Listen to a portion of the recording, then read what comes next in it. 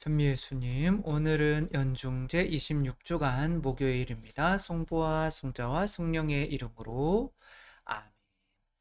오늘도 예수님의 제자들 보고 발에 먼지를 털어버리고 딴 데로 가라 라고 하는 내용인데, 오늘 중요한 부분만 함께 보면, 예수님께서 72 제자를 지명하셔서 이제 파견을 하시고 그들에게 복음을 전하다가 그들이 거부하면 이제 떠나는데, 하느님의 나라가, 병자들을 고쳐주고 하느님의 나라가 가까이 왔습니다 라고 이제 말하라고 하는 거죠. 하느님의 나라는 뭐죠? 성령으로 이루어지는 의로움과 기쁨과 평화입니다. 이거는 외워야 돼요. 하느님 나라는 먹고 마시는 일이 아니라, 이게 뭐예요? 하느님 나라는 행복인데 먹고 마시는 일이 아니라, 외적인 어떤 그런 게 아니라 성령을 통하여 하느님의 사랑이 내 안에 부어졌을 때 느껴지는, 내가 하느님께 정당한 사람이구나, 의로움과, 그래서 기쁨과 평화, 이 마음 안에 있는 이 마음의 변화를 의미한다는 거죠. 어떤 거울에 들어가든지 너희를 받아들이지 않으면 한 길에 나가 말하여라. 여러분이 거울에서 우리 발에 묻은 먼지까지 여러분에게 털어버리고 갑니다. 그러나 이것만은 알아두십시오. 이게 뭐예요? 내 거를 안 받아들이니까 나도 당신 거를 이제 안 받아들이겠어요? 이런 거죠. 하느님의 나라가 가까이 왔습니다. 가면서 이 저주받을 인간들아 이렇게 하지 않고, 하느님의 나라가 가까이 왔다는 것만 되풀이한다는 거죠. 가서 하느님의 나라가 왔다는 것을 전해라. 그리고 떠날 때도 하느님의 나라가 가까이 왔다니까요. 그러고 가라는 거예요. 그러니까 도대체 하느님 나라가 뭐길래, 그러니까 받아들이지 않는 것 자체가 이미 나도 너희를 안 받아들이겠어, 심판이 된다는 거죠. 그게 하느님 나라가 결국에는 심판이 된다는 말인데, 믿지 않는 이들, 이제 무신론자들 보다는 더 무서운 게, 사실은 뜨뜻미지근한 사람들, 그거를 이제 불가지론자들이라고 해요. 계시든지 안 계시든지 우리는 모르겠다. 그런, 나는 막 쫓아내는 게 아니라 그거 잘 모르겠는데 하고 계속 듣고는 있지만 변화가 없는, 믿음의 변화가 없는 사람들인 거죠. 이들을 쫓아내지는 않지만, 그래서 이제 사실은 대부분의 사람들이 거기에 속하죠. 이 불가지론자들은 뭐 항상 그러는 거예요. 증거를 대봐 라고 하죠. 이 불가지론이라고 하는 불가지론, 우리는 하느님이 계신지 이성적으로는 알 수가 없기 때문에 뭐 증거를 보여주든지 안 그러면 말하라. 자, 이제 만약에 화성과 태양 사이에 주전자가 하나 떠다닌다고, 이렇게 공전을 한다고 생각을 해보자. 그건 너무 작아서 망원경에도 안 보이고, 그거 뭐 어떤 것으로도 증명을 할 수가 없는 거예요.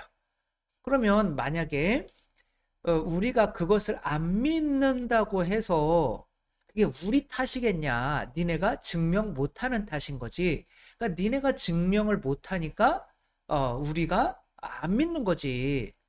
그러니까 계속 한번 증명해봐 라고 하는 거죠. 그러나 하느님 나라가 가까이 왔다, 이것만 알아둬라, 그리고 가라는 거예요.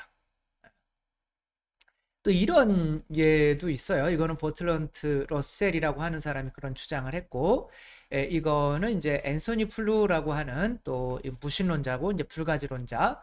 자, 두 사람이 사막을 지나고 있는데 그 사막에서 아름다운 정원이 있어. 누가 봐도 누가 만든 것 같겠지만 두 사람이 이제 논쟁을 벌이는 거죠. 근데 이게 저절로 이렇게 될 수도 있지 않을까? 라고 이렇게 하는 거죠. 그랬더니 한 사람이, 아니 이게 어떻게 저절로 이렇게 될 수가 있어, 누군가가 이렇게 했으니까 그렇지. 그러면 그 누군가를 발견하기 위해서 CCTV 설치하고 이렇게 한번 밤새 한번 기다려보자. 근데 일주일 동안 기다렸는데도 사람이 나타나지 않아요. 그리고 비가 와서 여기는 정원은 점점 더 멋있어져.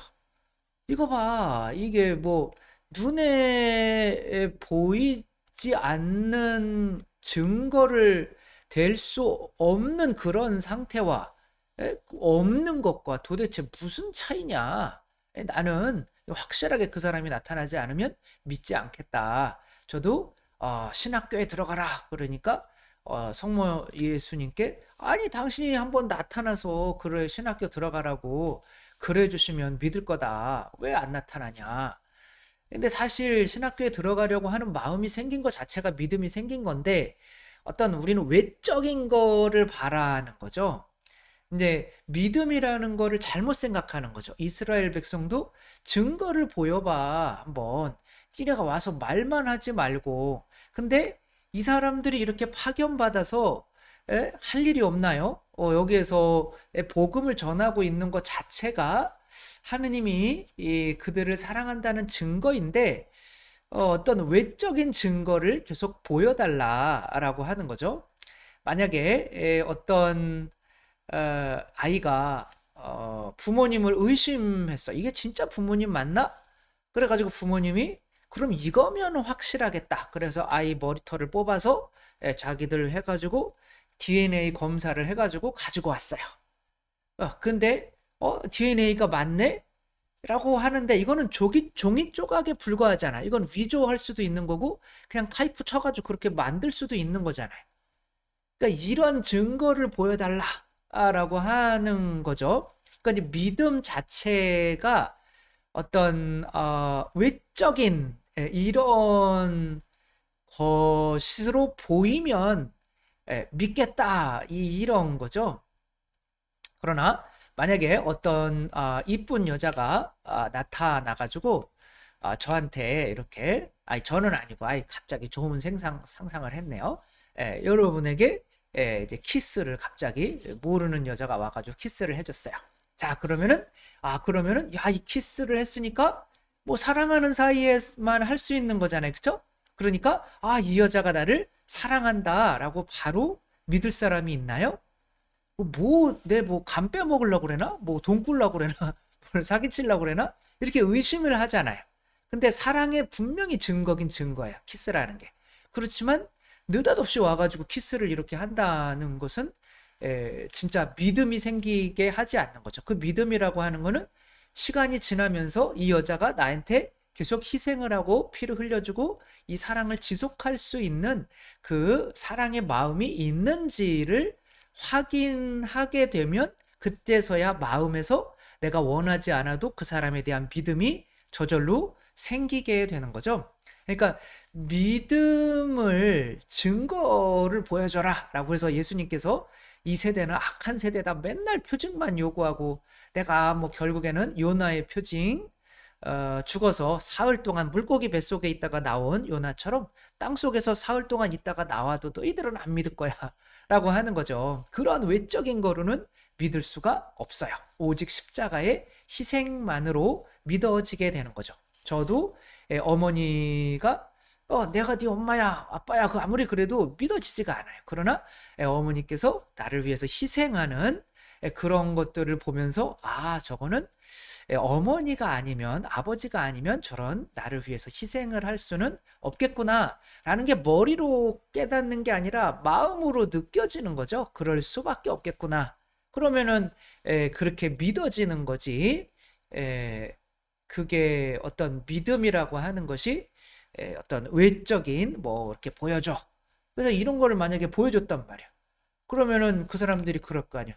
저거는 홀로그램이지. 홀로그램 있잖아요. 이렇게 막 쏴가지고 어떤 형체를 그리고 뭐 요즘에 기술이 발달해가지고 저런 거 만드는 거 일도 아니죠. 저거 봐 돌고 있잖아. 그거 니네가 만들어낸 거 아니야. 뭐 이렇게 할 거 아니야. 그쵸? 그래서 외적인 거로는 믿음이 뭐 조금은 뭐 할 수 있겠지만 온전한 믿음이 생기지는 않는다. 이분들이 누구냐면 엘리사벳 르세르하고 펠릭스 르세르라고 하는 이제 펠릭스 르세르의 이제 성을 딴 거겠죠. 엘리자베스 르세르. 그래서 아무튼 엘리자벳하고 펠릭스는 프랑스에 있는 중산층, 남편은 이제 의사였어요. 그러니까 이제 뭐 중산층 가족이었는데, 의사니까 이제 사람들을 해부에다가 보니까 그냥 고기 덩어리인 거죠. 그러니까 보니까 여기 무슨 하느님이 존재가 있고 그러냐. 그리고 약간 이제 카톨릭 신앙을 가졌다가 이제 포기를 하고 점점 더 무신론으로 굉장히 가지만, 엘리사벳은 신앙이 굉장히 깊은 사람이었어요. 근데 남편한테 그 신앙을 강요하지 않아. 근데 남편은 아내 보고 성당 나가지 말라고 막 거의 박해를 하다시피 해요. 그래서 아내가 이제 어느 정도 나이가 되셔서 아주 많지는 않았지만 아무튼 뭐 무슨 병으로 돌아가셨는지 돌아가신 거예요. 그리고 발견이 된 게 아내가 계속 영적인 일기를 쓰고 있었던 거예요. 그게 이제 솔트 앤 라이트로 그게 출판이 되게 됐는데, 그거를 이렇게 읽으면서 나를 위해서 내가 막 박해하는데도 그 계속 기도하고 나의 회개를 위해서 그리고 나를 엄청나게 사랑했다는 그 증거가 그 죽은 다음에 그 일기장에 남아 있는 거죠. 그 일기장을 보면서 눈물을 펑펑 쏟으면서 내가 이 사람의 신앙과 사랑을 왜 이렇게 의심했을까? 그렇게 하며 회개하고 이제 하느님을 믿게 된 것뿐만이 아니라 도미니코 회에 들어가서 수사 신부가 돼서 요 아래에 있는 그 사진이 이제 연세가 많이 드셨을 때 1950년 정도에 돌아가셨는데, 그때 돌아가시기 직전에 사진인 거죠. 그러니까 믿음은 그냥 의사로서 어떤 뭔가를 보여줘라 뭐 이런 게 아니잖아요, 그렇죠? 그러니까 이 엘리사벳은 하느님께서 파견하신 제자와 같은 거죠. 그 교회, 그 하느님께서 교회라는 걸 세상에 파견하신 것 자체가 세상을 사랑한다는 증거인데, 그 교회의 그 희생과 복음을 받아들이지 않는 거, 그리고 그 교회라고 하는 사람들은 이미 하느님의 자녀로서의 어떤 평안함을 누리고 있잖아요. 너희들이 안 받아도 안 받아들여도 나는 할 수 없어. 나는 하느님의 이 일을 함으로써 내 평화를 간직하는 거니까 상관없어. 그리고 일단 하느님의 나라가 가까이 왔었다는 거, 우리들 안에 내가 가지고 여러분들에게 왔었다는 거는 좀 알아줬으면 좋겠다 라는 거죠. 그러니까 하느님의 나라는 내가 부모님의 사랑을 받았을 때, 혹은 불안불안했는데 이 애인 아내가 쓴 이 일기장을 봤을 때 내 마음 안에서 느껴지는 정말 평화와 하느님이 정말 계시구나, 사랑이 있구나 라고 하는 것이 느껴질 때 오는 마음의 평화를 통해서 이렇게 생겨나는 게 믿음이라는 거. 그리고 그 믿음은 복음을 전하는 사람들의 어떤 희생과 그 사랑 안에서 이제 것까지도 느끼지 못하면 더 이상 희망은 없다. 그래서 교회를 받아들이지 않는 것이 사랑의 증거인 거죠. 그 교회를 받아들이지 않는 것이, 만약에 이 형제가 이 일기장마저 받아들이지 않았다면 더 이상은 희망은 없는 거죠. 그런 것처럼 이 교회가, 엘리사벳이 마치 교회처럼 파견되어서 계속 복음을 전했던 거고, 그 어떤 복음의 하느님 나라의 내용이 그 일기장에 있었던 건데, 그거 일기장 그 말인 거죠. 이 자매의 말을 받아들이지 않는다면 이제 뭐 믿음은 더 이상 어떻게 할 수가 없는 거죠. 나는 죽기까지 하느님 나라를 내 안에 간직하고 죽었어요 라고 하는 그 일기장 마저 믿지 못하면, 파견된 교회와 그 교회가 내어주는 그 사랑과 증거까지 믿지를 못한다면 이제 더 이상 희망은 없다. 그래서 교회를 안 받아들이는 것 자체가 바로 심판이 된다는 거 우리가 또 생각하며, 우리 자신도 또 하느님의 나라의 또 복음을 전하는 사람으로서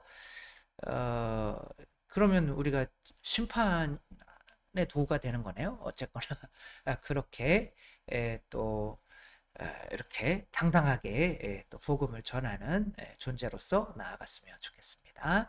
성부와 성자와 성령의 이름으로 아멘. 감사합니다. 사랑합니다.